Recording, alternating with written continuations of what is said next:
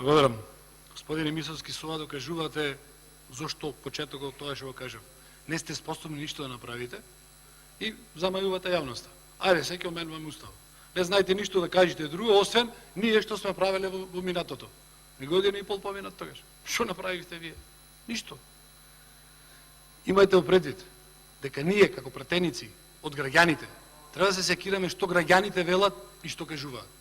Тие однадвор, секој си има своја приказна зошто не фалат или не фалат. Вие сте представник од граѓаните.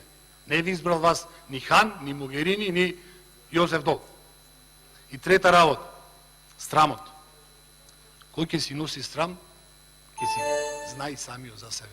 Пак ви кажам, владата си ја тргна, а ми извините, безобразен ќе бидам, си ја тргна на страна, така?